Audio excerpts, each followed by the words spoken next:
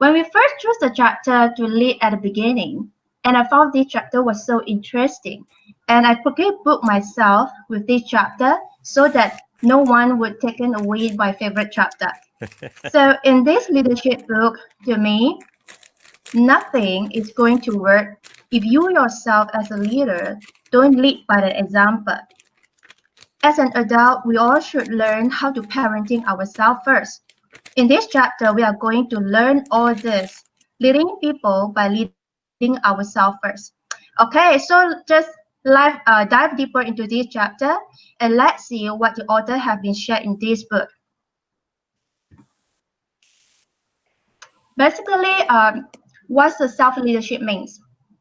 In this self-leadership, we are actually most people are often overlooked, underinvested in, and it will also lead to creating a big gap in developing a human capital in an organization.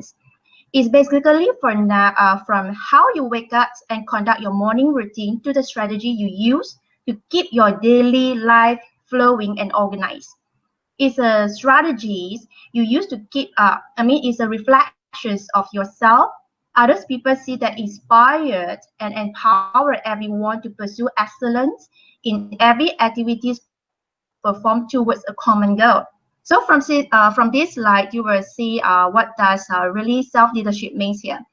Self-leadership is a personal growth and becoming better leaders and being completely honest with yourself, but but isn't about self-criticism. Recognizing what you are doing, what is and isn't working, and able to make some necessary positive changes when it's needed. In this chapter, Oh, mm. it covered 10 questions, and today we will only discuss for the first 3 questions. So Okay. let's start with Uh, the first one. Yep. Shirei, let's backtrack a little bit to self-leadership. Your introduction on self-leadership. Okay. Okay. I want to simplify. I want to simplify this, make it easier to understand what self-leadership is. Okay. The definition, the definition of leadership I like most is John C. Maxwell. Very simple. 3 points only. Know the way, go the way, show the way. Know, go, and show. Actually, self-leadership is knowing and going. In other words, self-leadership is doing whatever you need to do to find and know the way. And then doing whatever you need to do to go the way you know successfully. Okay? Then leadership, leading other people, is now you show the way. That means now you show other people how to go their way successfully. That's why you will notice to know the way require personal growth. In other words, you have to grow in knowledge, you have to grow in understanding. So that you become better and better. So to know the way, you also need to be completely honest with yourself, which is why you in order to know the way, you must also know what is wrong about yourself, which is why you require you to be honest. So that you know what is wrong and what is right. Recognize what you're doing. That's why go the way. To go the way successfully, you also must know the way that you have gone that is not so good. That's why you recognize what you are doing, you recognize where you are going and what you weren't doing and what works and what doesn't work. And then able to make some successful positive changes. So go the way successfully imply that you have gone some way that is not so successful. So require you to make the necessary change. That's why the simpler explanation which John C. Maxwell have used in other leadership books. Okay, that's why we have to ask ourselves the question when we look at self-leadership. What are we doing to know the way? How much time have we spent to know the way? First question. Second question we have to always ask is, how much of what we know have we applied? Have we tried? That's the go the way. How much of the no did we go? And then we have to ask that question again. So constantly knowing more and more, and constantly going better and better and better. So when that happens, you will automatically increase your showing to other people better and better and better. So to me, very simple to remember lah. No go show. Okay. Any questions? Not, then pass back to Xu Wei. Okay, no questions. So no questions, yeah? Okay, so let us start with the first question first. Why does leading myself seems more difficult than leading others? So the questions one is, why does leading myself seems more difficult than leading others? It is because all of us have a blind spot in us. Leadership blind spot are the specific areas where a leader is missing. A blind spot can be a lack of attention to a certain area or a part of your skill set that never really developed. So all leaders usually have a blind spot. But then why blind spots exist? It is because we see others more clearly than we see our intentions, and we see others in the light of their actions. So we often give us a false impressions of who we are or what we do, and we give ourselves the benefit of the doubt because we put things into context. So there are four most common. Okay, pause for a minute. Let me rephrase. Okay, back to the previous slide.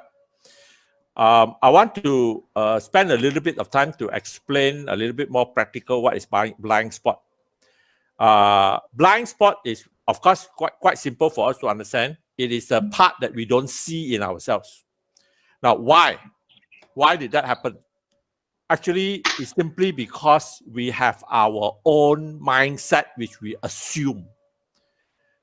Every one of us have our own mindset. That mindset is what is creating in us our little biasness. We know what we want. We believe what we want is right, and we base it on that. So we already assume it. So every one of us has that. It is our own mindset that we need to use to interpret the world. Otherwise, we cannot. That's why it's very automatic one. It's not wrong one. It's just natural.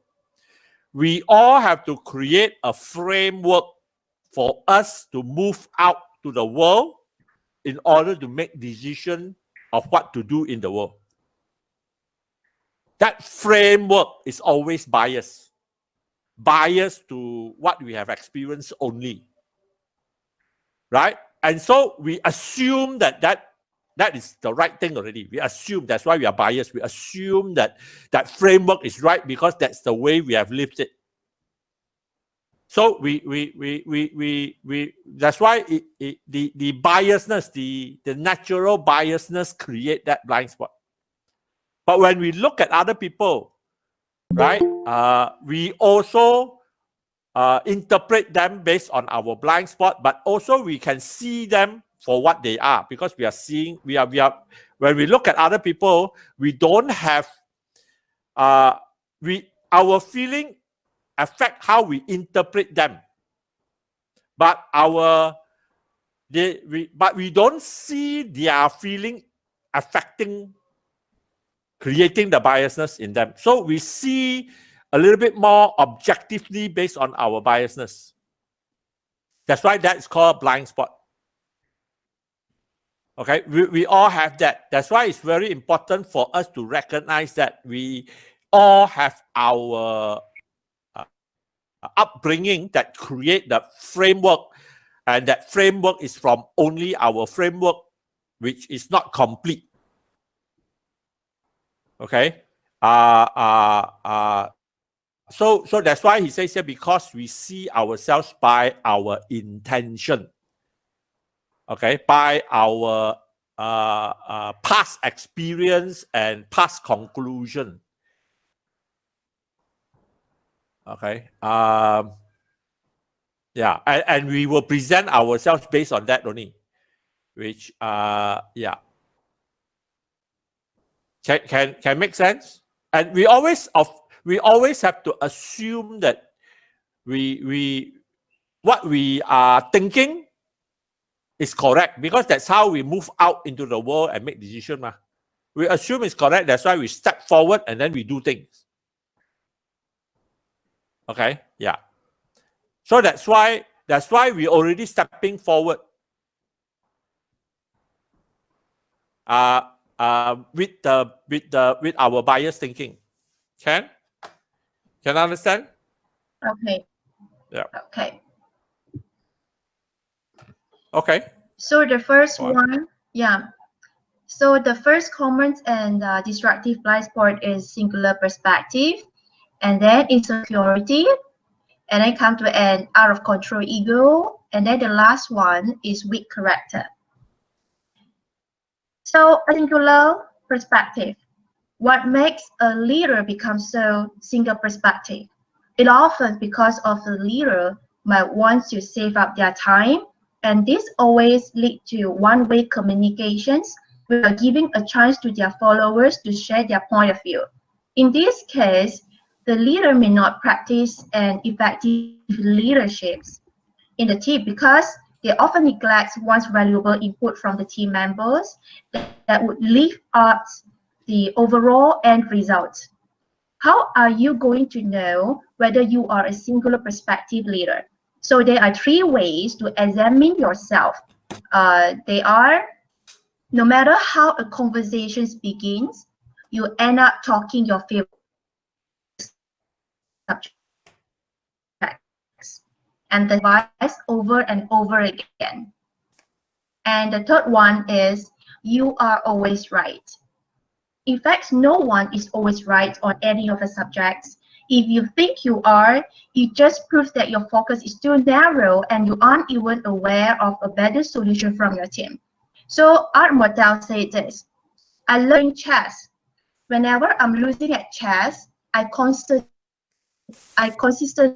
get up and stand behind my opponent and see the board from his side. Then I start to discover the stupid move I've made because I can see it from his viewpoint. The salesperson challenge is to see the world from the prospect viewpoint, and that's exactly the leader's challenge too. And it comes to the second one, is insecurity. What are the characteristics Let me go of back. an insecure leader? Let's go back to singular perspective. Realize this, singular perspective means one perspective. Now, let me ask a question. How many perspectives are there in life?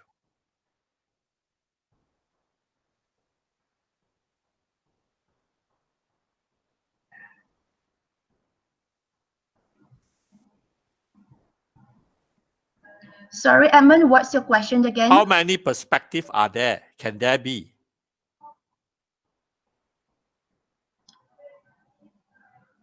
How many perspectives? You mean two? That's why I want to ask you all. Now, when you say singular perspective, means one perspective. Yeah. And oftentimes, the problem is that we are always biased towards my perspective, that singular perspective. But now my question is this: to avoid singular perspective, then we must move to how many perspectives? So how many perspectives are there? So what is the what is the other perspective to singular perspective? Two perspective? How many? So if we avoid singular perspective, then my question for you is, how many perspectives should we pursue? At least I take others people's perspective into considerations, like the people who I talk to. Okay. Actually, the answer is given in the previous chapter. The answer is given in the previous chapter. The answer is given in the previous chapter about listening.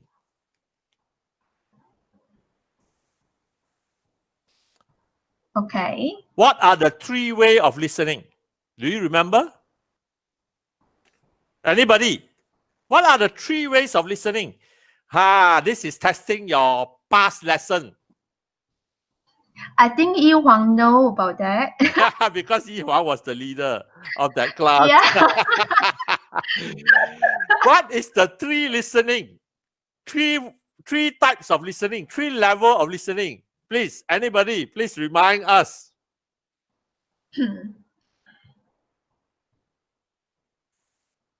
Come on. 3 types of listening. Matthew put the 3 types of listening. What? The 3 level of listening? Wow. Hey, Matthew, you got to put a question mark. You don't remember? Charm lao, you all. Is Yi Huang in the group?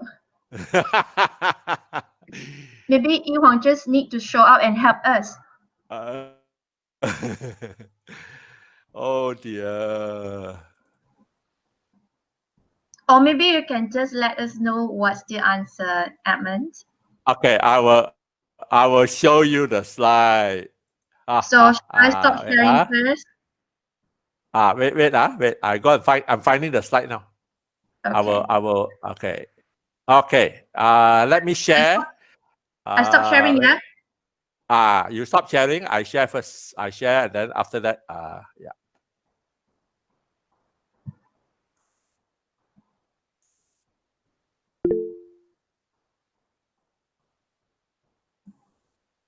You all cannot remember. Jessie got the answer.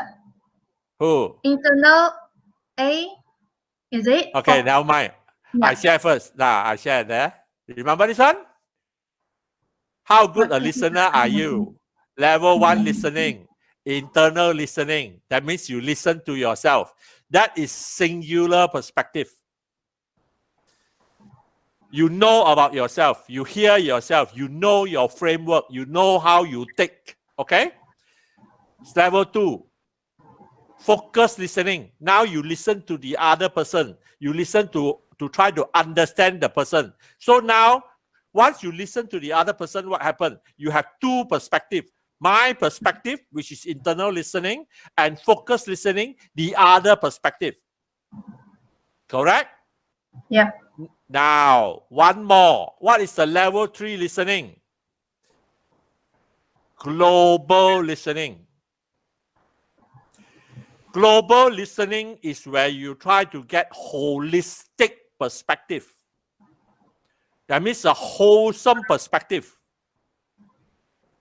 Now, to get a wholesome perspective, you are trying to see everything 360 degrees. In other words, there is no end. Eventually, you can almost say that you will try to see everything the way God sees everything.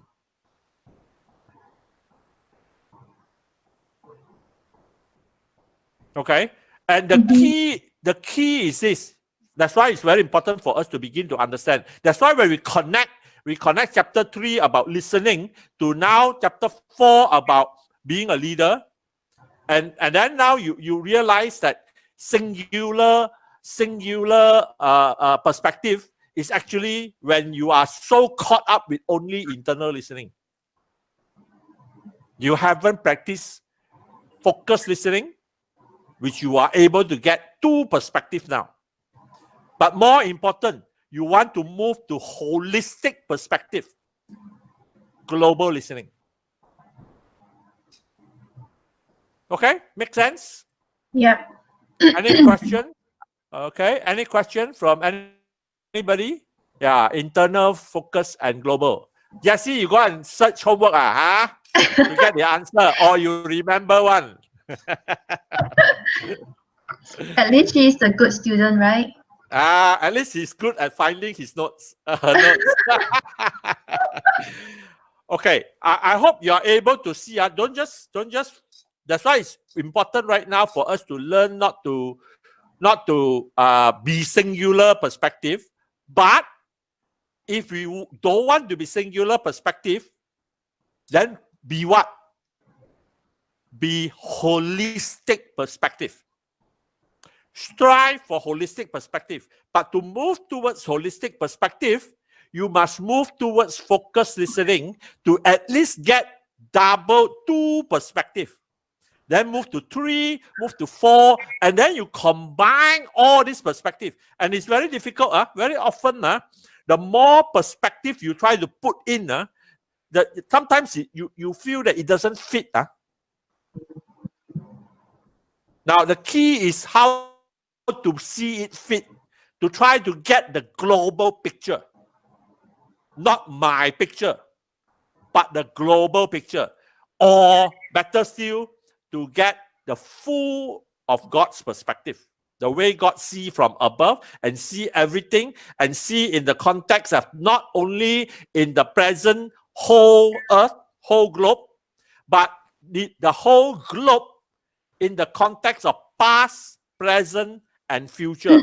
That's why global perspective goes beyond me to us, to the world, but not only in one timeline, but it must move from past, how it comes to the present, and how it heads towards the future.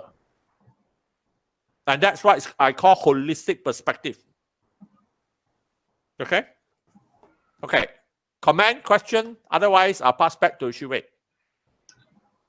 To move to the second problem, for insecurity. Yeah. Okay. So for insecurity, so what are the characteristics of an insecure leader? Insecure leader usually not a risk taker. It is because they are lack of confidence in the ability to succeed. And the second one is the positioning themselves to look good. If a leader is more concerned about how they look than how their people are doing, or they are more looked into their own passions than how their team is functioning, these are the people that are not qualified to become a leader. And the third one is aversion to helping others grow. Insecure leaders see people as working for them, but not with them. They always feel jealous when someone on their team receives public affirmations and they are not mentioned. So, and the next one is disrespect for others. Insecure leaders often belittle others in order to alleviate their own status. And being to know it all, they often overcompensate by pretending that they know it all. They rarely ask questions, and even when they do, they almost never wait for the answer. And then the next one is staying behind a closed door. Insecure leaders are highly controlling about their personal information, and they tend to keep a distance from their employees and followers. And they are also refusing to handle conflicts as they are driven by wanting to be liked. They want everyone to think well of them. So that is the reason why they refuse to handle conflicts, as they fear that those on one side or the other will no longer like them. And it is a necessary effort for a leader to discover their insecurity within them, as no matter how they think they are perceived on the outside, the insecurity always shows. So here are a few questions for you to ask yourself whether you are a insecure leader. You may ask yourself, do you have any hard time giving credit to others? Insecure leader needs credit. That is why they find it hard for them to share it. And the second questions that you may ask is, do you keep information from your staff? They used to withholding valuable information in order to protect their positions. And the third one is, do you try to keep your staff away from good leaders? They are so worried that their people will be stolen by other good leaders. This is also a sign of insecurity. And you're threatened by the growth of others.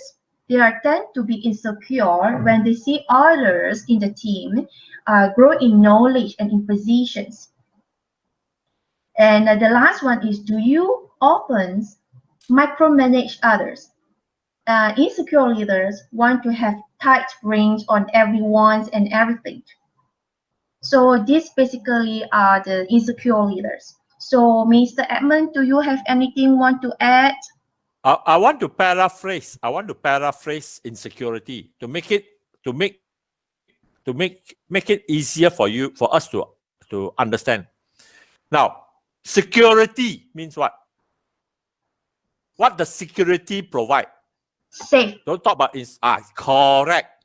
So insecurity means you don't feel safe. That's what security or insecurity is. Security means I feel safe. But when I feel safe, I have confidence. You see what I'm saying? When I feel safe, I have confidence. I don't have to worry anymore because I feel safe. Then I can focus on other things. But when I don't feel safe, I become very self-conscious.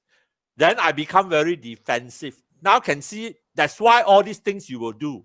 You do all these things to protect yourself, to try to protect the safe feeling, to try to generate the safe feeling.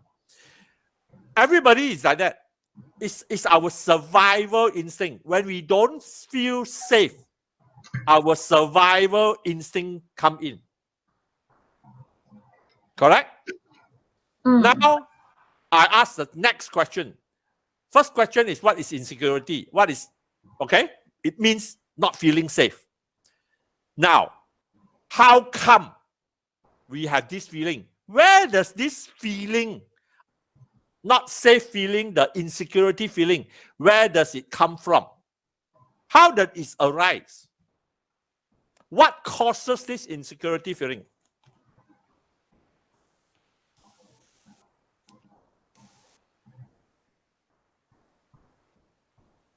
Sorry again? What is the root cause of insecurity? The feeling of insecurity, the feeling of unsafe.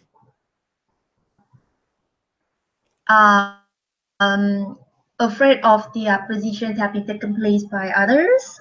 Why are we afraid? We are lacking knowledge. We're not good enough. But or why? We are just too jealous. Why? Inferior. Why do you feel inferior? We just cannot see other people good. Why you cannot see other people good? I'm going to challenge you to go deep.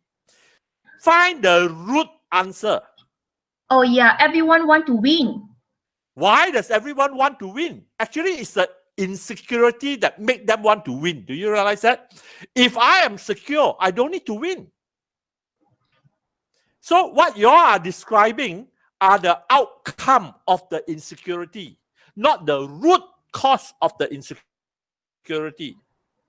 I'm asking, what is the root of the insecurity, not the outcome, not the expression of the insecurity. Where does this insecurity come from? Their upbringing. Could it be a failure that they have faced in life before? Okay. If there's a failure they have faced in life before, but if there's a failure they have faced in life, but they did not experience rejection, do you think that the person will feel insecure? So the main point is rejections. I'm asking you. You are trying to jump to what I'm trying to. I want you all to think. Okay, Jessie say a person is confused of his purpose of being a leader. Yes and no. Okay, yes and no. Jusian say lack of self-confidence. Lack of self-confidence, but why? Where does this lack of self-confidence come from? Jessie said, when you are uncertain about yourself, who you are, why you are, what you are, and then you feel insecure. Very good. Can you see what Jesse is writing? Can you be secure if you don't know who you are, what you are, and your value?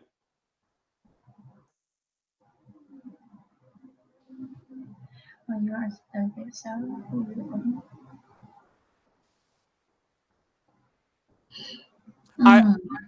I really believe that our insecurity comes from our disconnection with ourselves as creation. We are disconnected with our design. We are disconnected with our creation, us as a creation. We are disconnected with our value of this creation, of this design, which means that we are disconnected from the creator and the design that the creator has for me.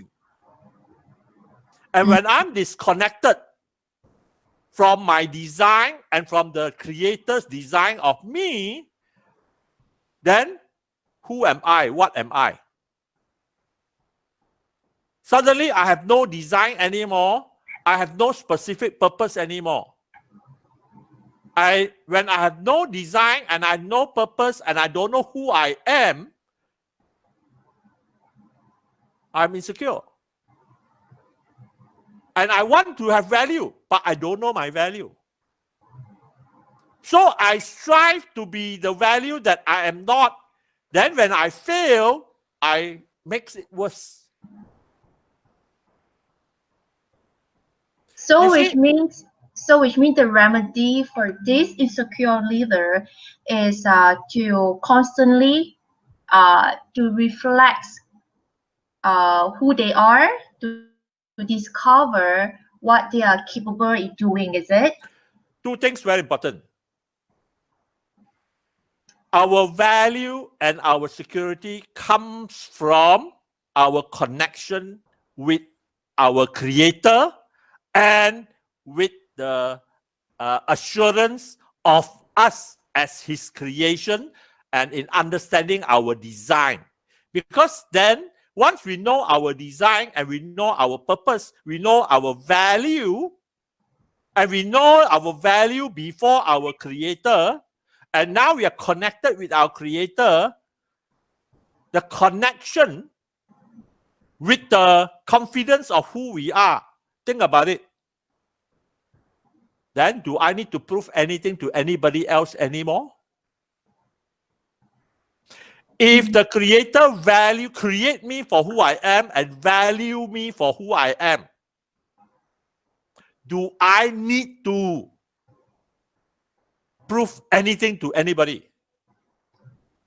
If I don't have the connection and I don't have the understanding of who I am, I have no idea. Inside me is a big question mark. And when inside me is a big question mark and I'm searching, right? Not knowing my value, but inside we have a desire to have the value. Agree or not? We all want the value. But we have this question mark. How can we be secure if we don't know who we are, yet we want to be of value?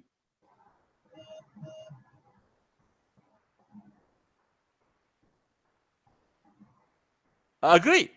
That's why the best version of yourself, that's why I like John C. Maxwell's definition of success. Okay, those of you who have gone through the leadership book before on success, can anybody quote me John C. Maxwell's definition of success? Type it in the chat. What is John C. Maxwell's definition of success? Edmonds, while we're waiting for the rest to type in, right, the definition of success, maybe I just share a bit about me. Yes. I've been through. Because last time when I'm still lost, when I'm still jobless, because I stopped working for 5 years.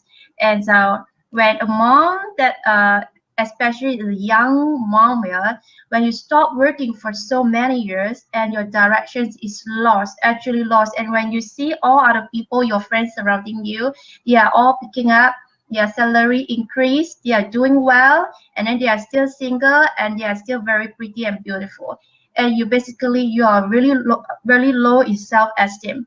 So at that time when someone just like disagree with you, when someone says something that is not you, you tend to like you want to defend yourself. I just want to protect myself. I just say something like no, this is not what I mean, and then I start to explain. And then end up after I really know after I know Elizabeth, and I start to really tap into the inner me, my inner voice, and what I've been called to do.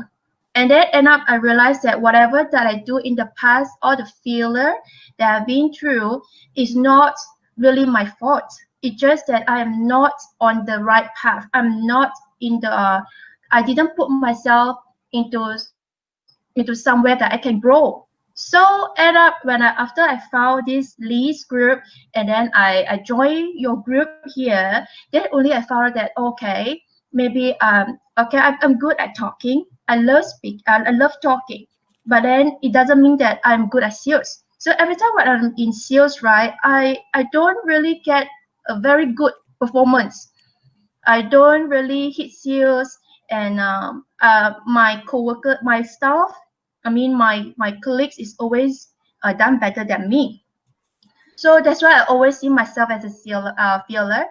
And then now I know who I am, and whenever after you discover who you are, when my friend now they try to belittle you, they try to say something that oh you are not really good at it, or something like very bad on you, and I just don't bother anymore, because I know who I am, I know what I'm capable in doing. So I don't really care what they said about me anymore. So it is exactly what you said just now, what you have shared just now to us. So it's really totally agree with you, Edmund. That's why it's very important. Don't use other people's standard to measure us, because then we will fall short. Then when we don't see ourselves as high value, what happens? We don't feel secure, because we low value. How can you feel secure when you keep getting low value? In other words, you see your value as cheap, not valuable. That's why very important. But when we use our design, our unique design, as the measure of our value, when we use our unique design, that means we are using creators' value measurement, creator standard. And creator standard design me for who I am. And that is the value. And that's why when we follow that, then we have our own personal unique value, following the standard of creation, of my creation, of the creation that God created me to be. Which is why it's very crucial for us to connect back to the creator. That's why John C. Maxwell says what? John C. Maxwell says that success is knowing your purpose. That's why Jesse Lowe, I've already written there. Knowing your purpose.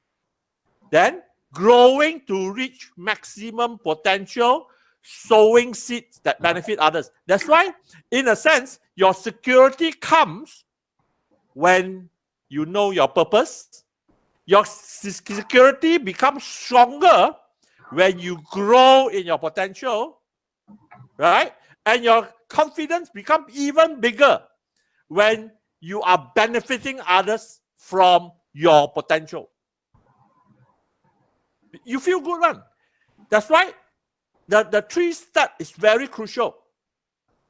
The 3-step is very crucial, because once you benefit others, your security and your security is no longer on you alone.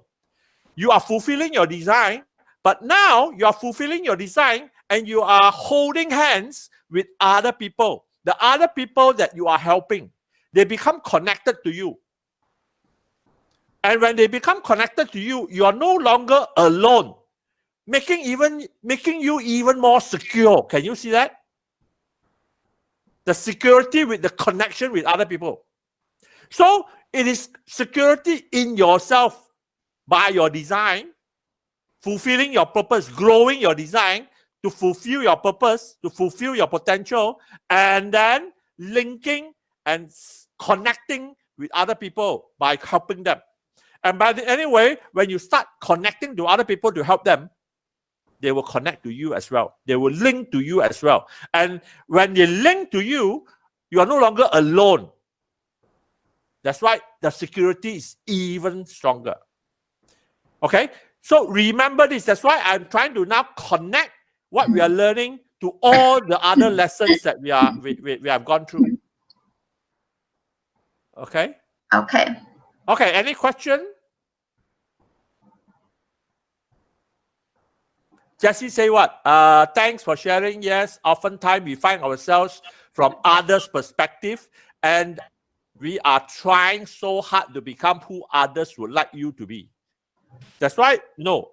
Of course, when we are lost, you may look to other people, right? But only for a while. After a while, you begin to see yourself as different from other people. Then you have to begin to look for yourself in that the uniqueness in yourself. There's nothing wrong to look to other people, but you cannot keep looking to other people. Other people can only sort of help you for a little while only. Okay? Because other people can be an example for you to kickstart. Only to kickstart. After that, cannot already. Because if you continue to use them as a gauge, as a standard to measure you, you will feel no, you will lose, you will cease to grow in your security. Okay? Yeah, Edmund, just continue. Yeah. So I don't want you to not look at others. You need to look at others. Others is the example for you. But you cannot keep looking at others. Two different things. Look at others to start only. Okay? Sometimes we get lost. Don't know what to do. Looking at others helps to kickstart, to give spark for us to start. Okay? So don't throw away. Don't keep saying, oh, I don't want to look at others. I look at myself. Hey, looking at yourself alone, you get lost also. Correct? Yeah. We're stuck. Cannot. No. That's why I say, why you think we formed this group? We formed this group to help look at each other also. Hopefully, when I look at each other, it gives us some spark, a catalyst for us to think further. Wow, he like that. Why I cannot be like that? Hey, good one. But then you cannot stay there because you know you are different. After you start already, you think about yourself, then you look at, okay, that's a good example, but I cannot be fully what the person is. Then I will eventually use the other person, all right, to motivate me, right, to stir me up to move forward. And then when I move forward, I'm no longer moving forward like that person. I move forward in my own way. Can see what I'm saying? Yeah. Yeah. So look to others, but don't keep looking to others. Yeah. Just to add some viewpoint on what Jessie has shared just now, because she mentions that we tend to find ourselves from others' perspective, and we are trying so hard to become who others would like you to be. Basically, for this one, why we become like we trying to become someone that what other want to see in us is because of we are trying to fit in the group. We just simply cannot stand alone. We are just too afraid of lonely, because when we act different, when we are become so different with your friends, we might not be as close as what we're supposed to. So this is what happens to me as well. I changed myself completely into my what my friends want me to be, and now I'm so struggle. And then it may lead to some problem at the end of the day. So based on my past experience, I can say that just be yourself, because one day you will meet with the like-minded people, and you will find your gang, your group as well. But just at the just when the time is come, you will meet all these people. So don't be afraid to stand alone. Sometimes alone is good. It makes you strong. It makes you clearer in your directions, because you don't have to follow what your friends is doing. So you just focus on your own. But then accept some feedback from your friend as well. See what the mistakes that you have done, and your blind spot as well. So you just keep reflect yourself, do some reflections every single day, so that you can just tap into the inner you, so that you can understand yourself more. Okay, so let me just continue with the third blind spot, which is an out of control ego. So John Ruskin says in the book is that pride is at the bottom of all great mistakes. So what are the characteristics of an egoistic leader? An egoistic leaders tend to refuse to listen to others, and they disrespect their team members and look down upon them. They does not appreciate the team's hard work and efforts, and they always have a win or lose approach. They are lived by, if I win and you lose, and they are the micromanage their team. So what are the for the point, do you the I mean sorry.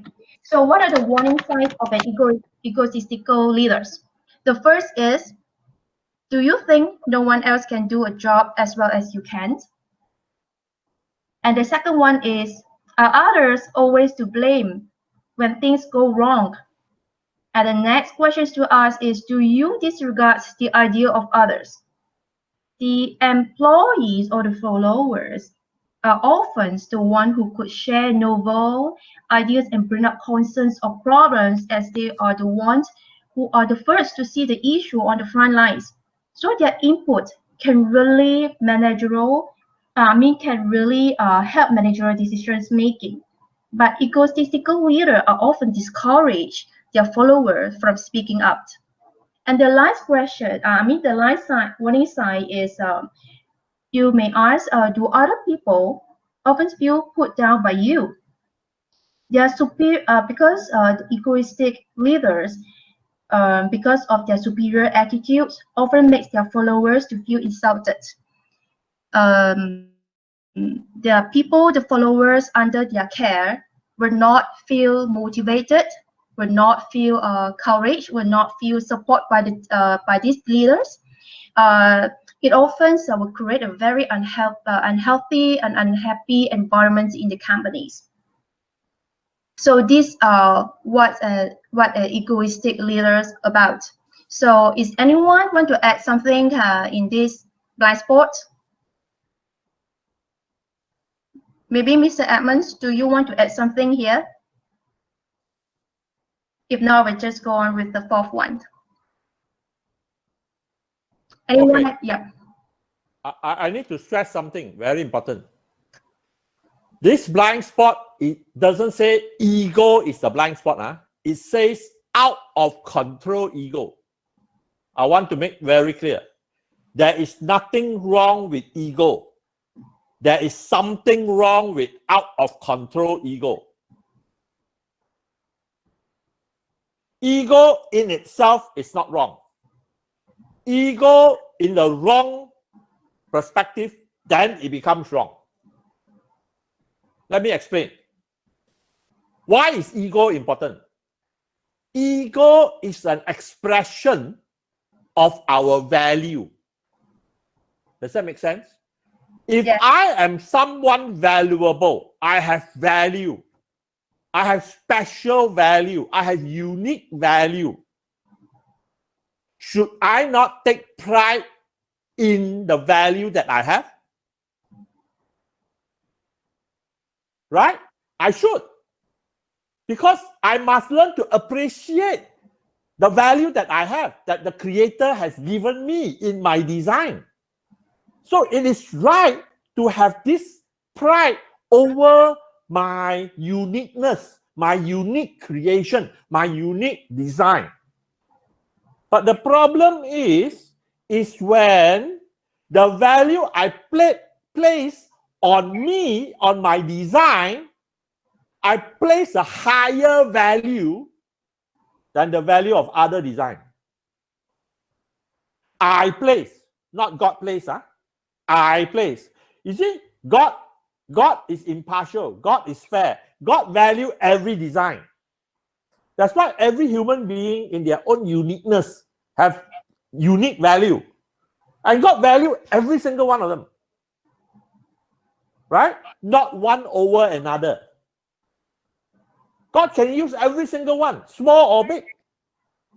So the key is not that you shouldn't have ego.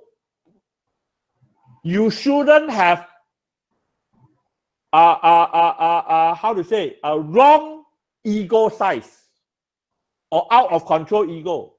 Your ego that put yourself higher and above everybody else. So when your ego is higher above everybody else, then you put other people down. That's why you see all those warning signs. The warning sign is what? You think you're more invaluable than other people, that's why you refuse. You think you're smarter than other people, that's why you refuse to listen to other people. You think you're better than other people, that's why you disrespect other people. You think you are of greater value, that's why you got to put people down. Correct? That's why you have all these warning signs. So do not throw away ego. You make sure you put your ego in the correct perspective with the correct size. You measure your ego according to God's creation of you. Does that make sense? Yes. So don't undermine. People who don't have ego, they don't know how to be valuable. Then they don't know how to say. They give up. They become depressed. They become how to say, so-called useless.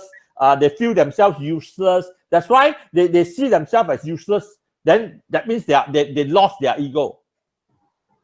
They lost the ability to see themselves of value anymore. That's sad. We should take pride about our design, our unique design. We must take pride in that, because God did not create a useless design. God created a very unique, special design in each one of us, and that unique, special design is what we should feel proud about. Okay, so our tendency is either we have too small ego, we feel ourselves useless, no value, or too big an ego. You see the problem? Either too small or too big, rather than have a correct ego. Okay? Okay. So I move on with the last blind spot, yeah? So the last one is a weak character. So character is fundamental for an effective leadership, because good character builds trust, and without trust, people will not follow you. So the lack of character is a deal breaker when it comes to leading yourself or others. Character is a sum total of all our everyday choices, such as your values, ideas, thoughts, words, and actions. So you may ask yourself with a few questions to check whether you are a leader with weak characters. The first question is, do you often miss deadlines? And the second one is, do you make vows, resolutions, or decisions to change and then go back to your old behavior? And the third is, do you place more importance on pleasing others than you do on maintaining the values you espouse? And next one is, you are willing to shake the truth in order to get out of the tough spots. And the next one is, do you do what's easiest when even when you know it's not what's best? And the last one is do others show reluctance to trust you? So out of these six, to be honest, I got 5. So which means I'm a weak, very, very weak characters if I'm a leader. So there's a big room for me to really improve on that. So how about you? How about you guys? Maybe Mr. Edmund, you want to add some things here? Okay. How do you define character? What does character mean? Can anybody explain to me in simple terms what is the meaning of this word character?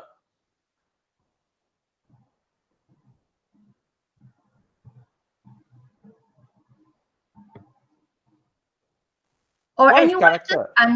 just unmute yourself and then just speak and share with us. It's more easier than typing, right? What about Jesse? You just unmute yourself first. Do you mind? Character is behavior? No, not quite behavior. Behavior is the expression of character. Your habit Okay. that you keep practicing that becomes part of you. Yes, your habit shape your character. Okay, but it's not character. So what is character?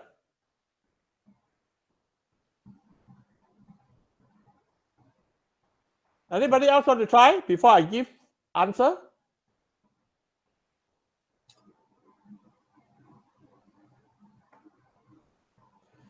Okay, let me describe character. Character is quality. I want to use goal to describe character, not personality. Personality is your style. Character is more than personality. Character is the quality of you. That's why when you measure quality, you have high quality, you have low quality, you have strong quality, you have weak quality, you have good quality, you have bad quality. Take for example, when I look at gold, there is 99.9% gold, pure gold. There's also impure gold. And the value of the gold that you sell in the marketplace depends on the purity or the quality of the gold bar, correct? So if the quality of the gold bar is good, meaning it has a very high purity, then it becomes very valuable. Okay? Now, character is the quality of the person. You can almost see it as the quality of the gold. That's why the Bible always uses this illustration. The illustration of if you want to develop our character to be more godly, we have to go through fire. Same with gold. You know how they get high quality gold?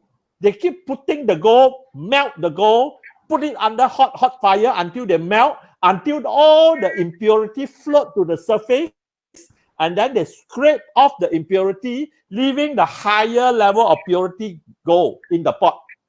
And then they keep boiling it again. As they boil it under intense heat, the impurity will rise up again. Then you have to do the work of scraping off the top layer of impure gold with all the impurities. Same thing with each one of us. When our quality is weak, or when our quality is poor, or when our quality is bad, now what will happen is this. The quality of who we are will create our behavior. Okay? It will come out. The quality will drive out, will give rise to the bad habit or the good habit. That's why good quality person will continue to change our habit to better habit, and the better habit is shaping the quality of who we are. But that's why the quality and the habit is a vicious cycle. Our character create the quality, our habit. Our habit create back our character. That's why if our character creates such habit and we are not happy with it, we must change the habit, correct the habit, so that a better habit will shape a better character. And when I shape a better character, our better character will give rise to a better habit. But then if we are not happy with it again, we change the habit again, then improve the habit, and then the habit will eventually build a better character. And then, so in other words, we can either do the work of becoming better and better and better by improving our habit and let the habit shape our character, or we allow the world to influence our habit, developing bad habit, and the bad habit give rise to a bad character. But good character, that's why needs a lot of effort. You need to be proactive. You need to be conscious, take conscious responsibility to change the habit. That's why Stephen Covey's advice on proactive is very crucial. Proactive is take responsibility, take charge, and take initiative. Take responsibility that for our character. Take charge to shape it, take initiative to build a better habit. And the better habit will give rise to a better character. Okay? Yeah. So we either become better or become worse in quality. Okay? Can understand? I hope you all can understand. Yeah. So it's up to each one of us. Yeah. Of course, circumstances will come and try to shape us, but we determine whether the circumstances, the difficult circumstances, right? You see, our response to the circumstances. That's why Bible also say, consider it all joy when you encounter various trials. If we embrace the difficulty and let the difficulty shape our character will become better. But the difficulty, we can respond to the difficulty in another way. We can respond to the difficulty in the negative way. And when we respond to the difficulty in a negative way, we create a negative habit. The negative habit that do not take advantage of the difficulty, which is like the fire. We do not allow the difficulty like fire to bring out the impurity which we can scrape it off. In other words, we must choose during the difficulty, our response will come out, our bad response will come out. Every time we're in difficulty, we will see ourselves reacting. In the reaction, that is the bad impurity. So when the impurity comes out in the bad experience, in the difficult experience, we know it's wrong. Now, question is this: do we proactively scrape off that bad response? Or do we give ourselves excuse to remain? So the people who choose to give excuse will say, why not? I have the right to. Well, continue to have the right to build your bad character then. Everybody has the right. So your right to choose to build a good character or a bad character, a strong character or a weak character is up to each individual one of us in our response to the fire. Okay, Shui, you're 9:45 already. You need to go and pick up your children. Never mind, let's just finish up this one. How to overcome your blind spot. Yeah, first finish up the blind spot first. Okay. Yeah. So, wait now. Wait. I accidentally closed it. No, it's open. I can see your slide. And that is light. Wait, I'm so sorry. Okay, so when it comes to this one. Okay, so now you know how to identify your blind spot. So let us just dive into how to overcome your blind spots. First, you need to assume that you have blind spots. And then you may ask yourself, and then you may ask those who know you best to identify your blind spots. As you know, blind spot is something that we couldn't identify by ourselves. And we need friends and family members to help us to identify the faults that are slowing us down. So you may just ask them to write down 2 or 3 sentences that well describe your greatest weaknesses. And then third is to assume your blind spot cannot be removed by you alone.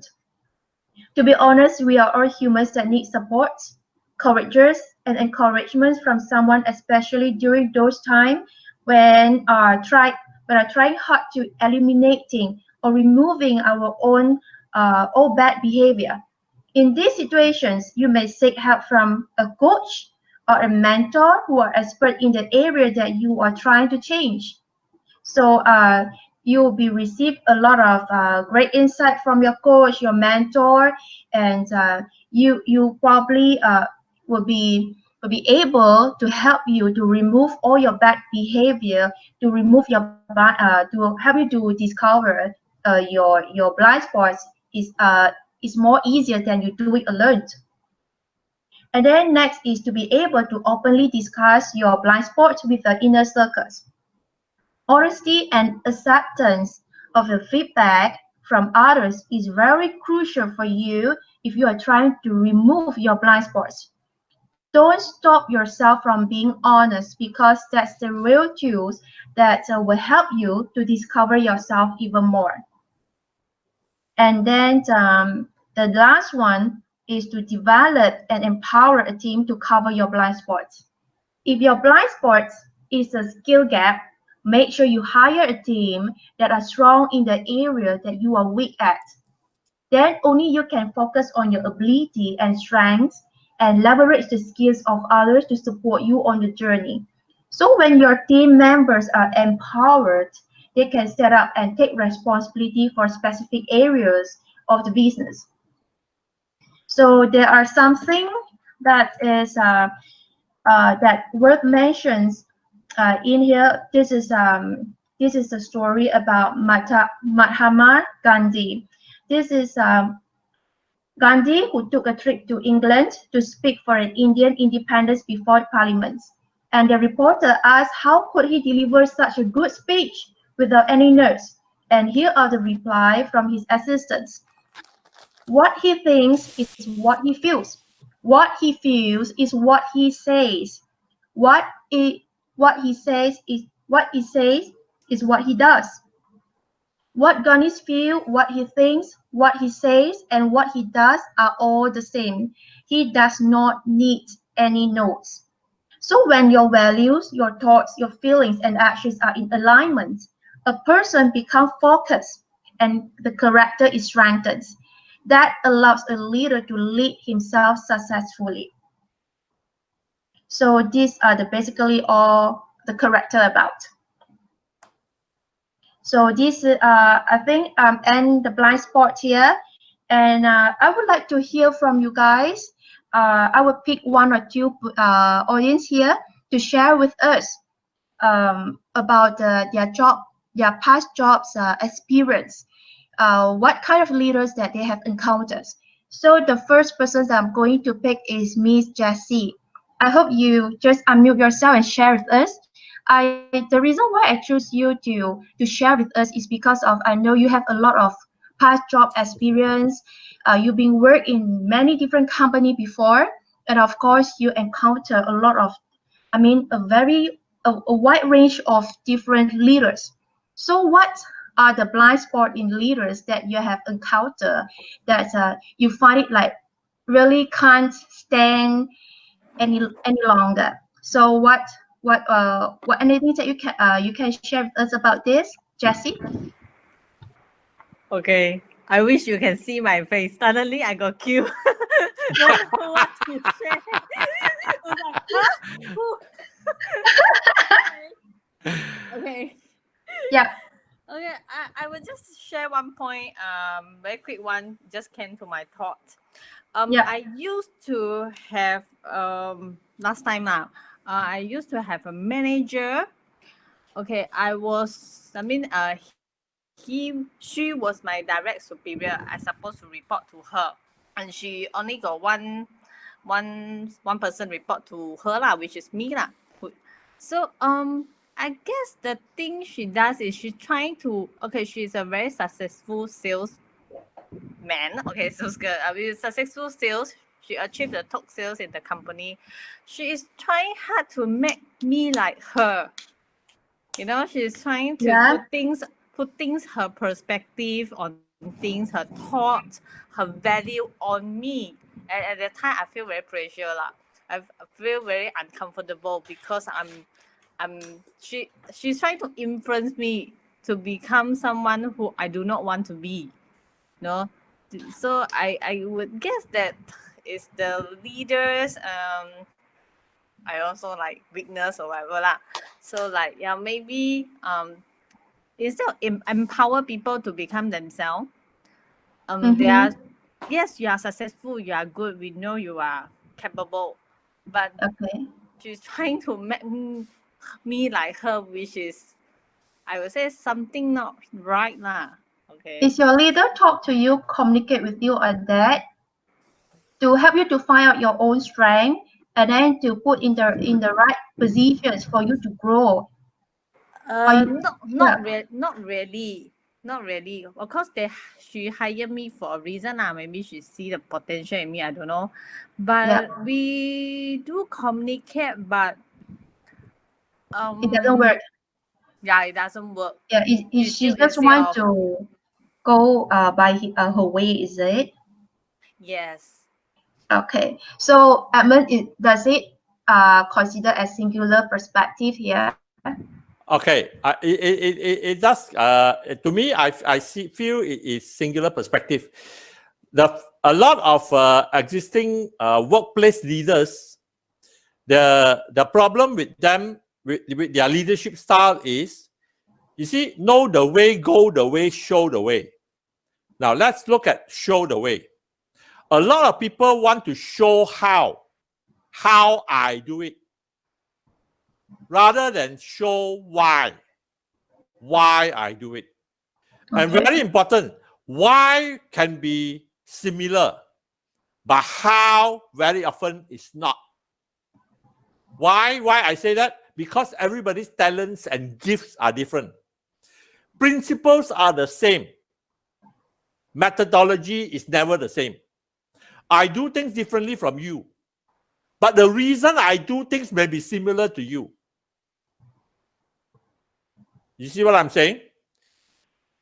That's why very important is when you know the way, go the way, show the way, don't show how, show why. Then you can show how, but don't expect people to follow your how. But you can follow the why. The why principles in life is universal. It's almost the same. It doesn't change. Why I want to encourage you to make a difference is the same for you and for me.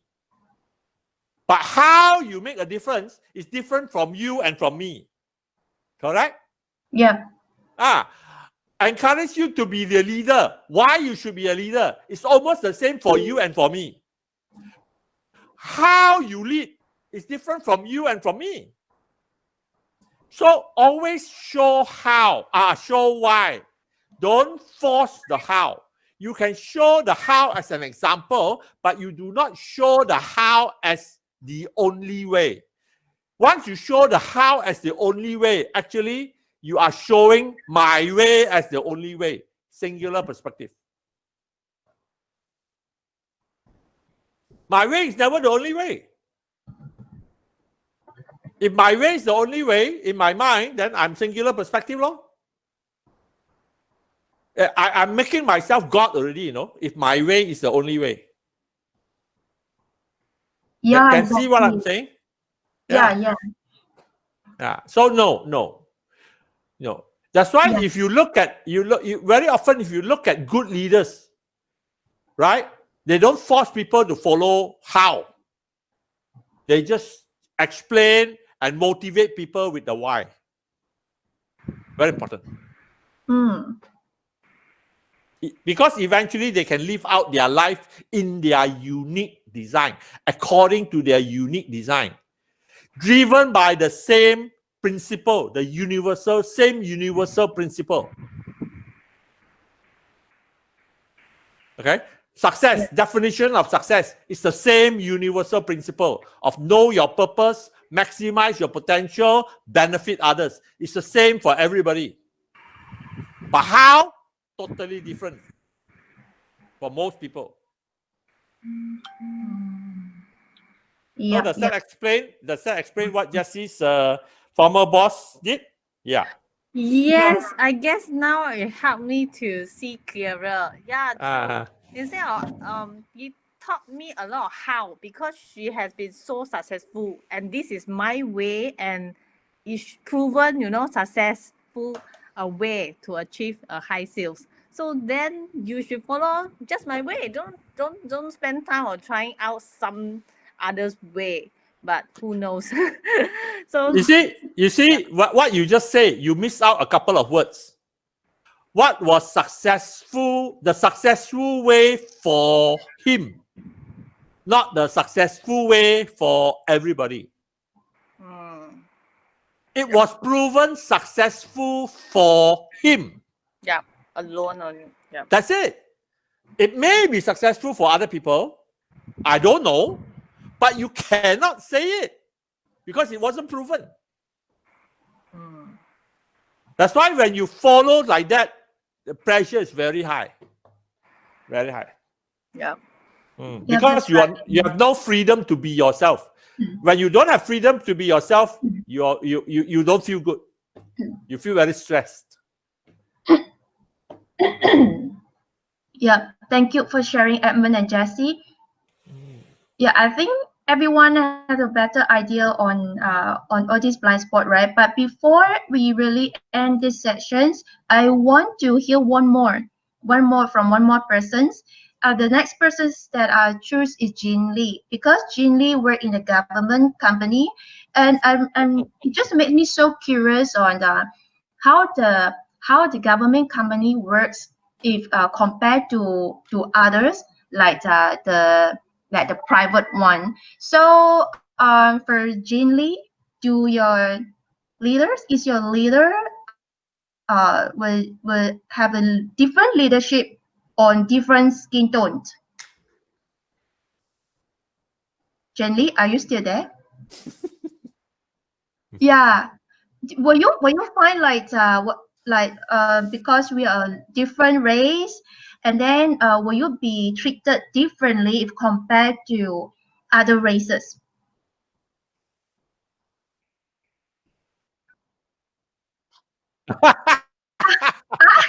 What?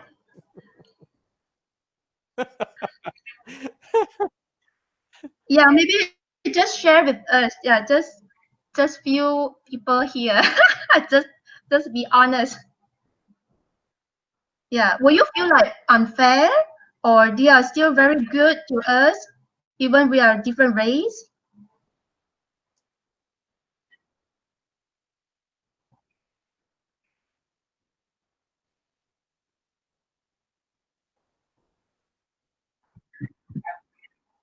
Okay.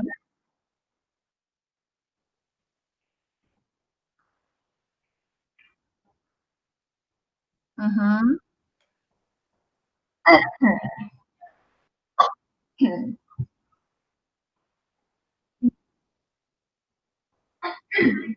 Excuse me.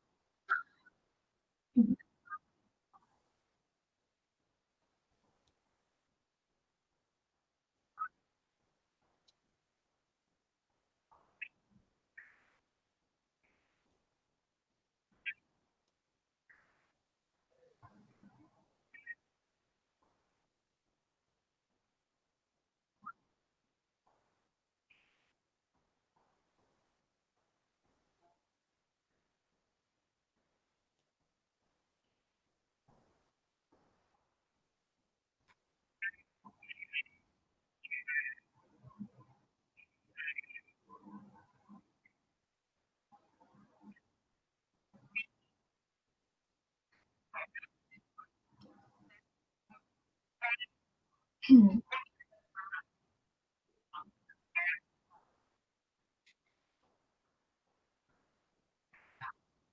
so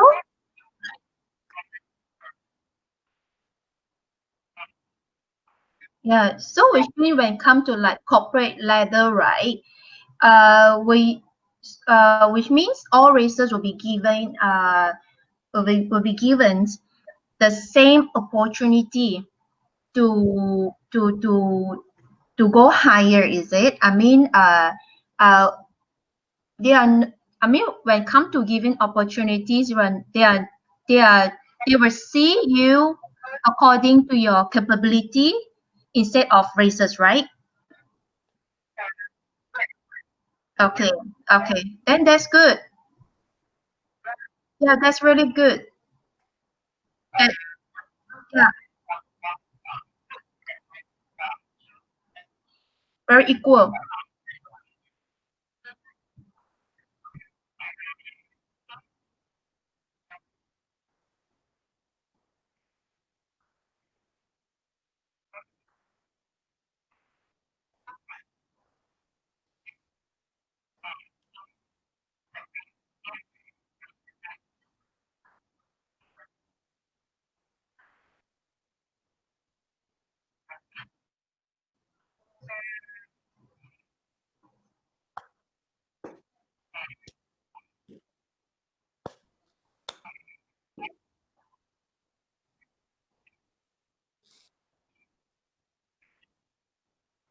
Mhm. Okay, okay, then that's good. That's good. Yeah, because I have a different perspective and different mindset on if for those who work in the government company. So at least I hope, yeah, at least I know something positive in there. Everyone is treated fairly, and everyone is given a fair chance to climb higher in the corporate ladder. Yeah, I think for today's sessions uh, is I mean it's time to wrap up, right? Yeah, before I wrap up these sessions, thanks Jin Lee for the sharing. So, Mr. Edmund, do you want to add something, or shall we No, continue I'm next fine. week? Yep. Yeah. So we continue next week, Yeah. okay? Lesson we will continue next week. But Yeah. today now, for those who need to go, yes, you can leave. But for those Oh, who can yeah. stay, we just For sharing, yeah. we just we want to just spend a little time to provide opportunity for update. Then only we go. Okay, so the lesson is over.